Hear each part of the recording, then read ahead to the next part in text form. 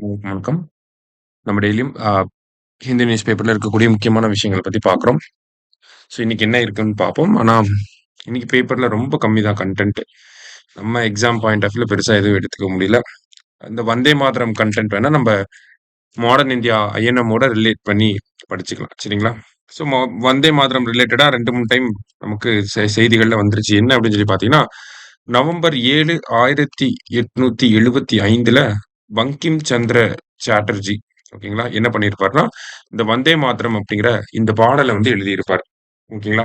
அதுக்கப்புறமா ஆனந்த் மத் நாவல்ல வந்து பப்ளிஷ் ஆயிருக்கும் அப்படின்னு சொல்லி பார்த்திருக்கோம். இந்த பங்க தர்ஷன் அப்படிங்கிற ஒரு ஜர்னல் இருக்கு. ஓகேங்களா. இந்த பங்க தர்ஷன் ஜர்னல்ல தான் முதல்ல எங்க பப்ளிஷ் பண்றாங்க அப்படின்னா, இந்த பங்க தர்ஷன் அப்படிங்கிற இந்த ஜர்னல்ல தான். சரிங்களா.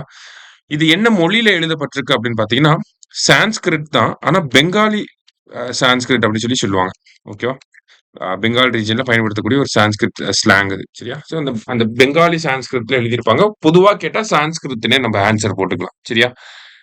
அடுத்ததா பார்த்தீங்க அப்படின்னா, இந்த வந்தே மாதரம் பாடல வந்து முதல்ல பாடுனது யார்? ஒரு ஒரு டியூன் குடுத்து அத பாடுனது யாருன்னா, 1896ல தாகூர் தான். ரவீந்திரநாத் தாகூர் தான் முதல்ல இதுக்கு ஒரு டியூன குடுத்து பாடியிருப்பாரு. எங்கன்னா 1896ல காங்கிரஸ் செஷன். அது எங்க நடந்திருக்கும்னா, கல்கத்தால நடந்திருக்கும்.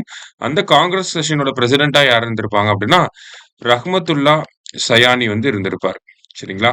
ஸோ அப்பதான் முதல்ல காங்கிரஸ் மாநாட்டுல இந்த பாடல் வந்து பாடப்பட்டுச்சு.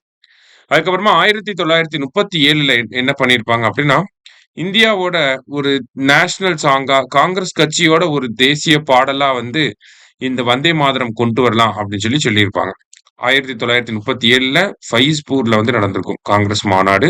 அப்பதான் காங்கிரஸோட பாடலாவும், நேஷனல் சாங்காவும் கொண்டு வரலாம் அப்படின்னு சொல்றாங்க.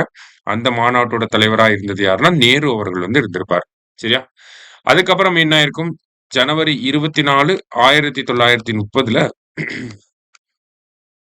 ஜனவரி 24, 1930ல என்ன பண்ணியிருப்பாங்க அப்படின்னா, நமக்கு இந்த கான்ஸ்டிடியூயன்ட் அசெம்பிளி வந்து வந்தே மாதரம் அப்படிங்கிற பாடல நேஷனல் சாங்கா அடாப்ட் பண்ணியிருப்பாங்க. ஓகே. ரொம்ப முக்கியம். National song. எக்ஸாம்ல ஆந்தம்னு குடுத்து குழப்பி விடுவாங்க. சரியா? நேஷனல் சாங்கா அடாப்ட் பண்ணியிருப்பாங்க. இந்த வந்தே மாதரம் அப்படிங்கிறது. சரியா? ஸோ வந்தே மாதரம் அதோட 150த் ஆனிவர்சரியா இருக்கு. நமக்கு வந்தே மாதரமோட சிக்னிஃபிகன்ஸ் நல்லாவே தெரியும். எல்லா போராட்டங்கள்லயுமே நமக்கு வந்து காங்கிரஸ் ஆரம்பிக்கப்பட்டதுலேருந்து அதுக்கப்புறம் பார்த்தீங்கன்னா, இந்த எக்ஸ்ட்ரீமிஸ்ட் வந்ததுக்கு அப்புறமா பார்ட்டிஷன் ஆஃப் பெங்காலா இருக்கட்டும். ஸோ அதுக்கப்புறமா வந்து எல்லா போராட்டங்கள்லயுமே வந்தே மாதரம் அப்படிங்கிறது தான் வந்து நம்மளோட வார் க்ரையா இருந்தது. சரிங்களா? ஸோ வந்தே மாதரம் அப்படிங்கிறத பயன்படுத்தக்கூடாது அப்படின்னு சொல்லி பிரிட்டிஷ் அரசாங்கமும் பல்வேறு நடவடிக்கைகள் எடுப்பாங்க. இருந்தாலும் நம்ப அத பயன்படுத்திக்கிட்டே தான் இருக்கோம். ஓகேவா? ஸோ அந்த அளவுக்கு ஒரு முக்கியமான ஒரு வரிகள் அந்த வந்தே மாதரம் அப்படிங்கிறது. சரியா? ஸோ அத பத்தி தான் இங்க பார்த்திருக்கோம். இன்னைக்கு இந்த ஒரு நியூஸ நல்லா பார்த்து வச்சுக்கோங்க. நன்றி.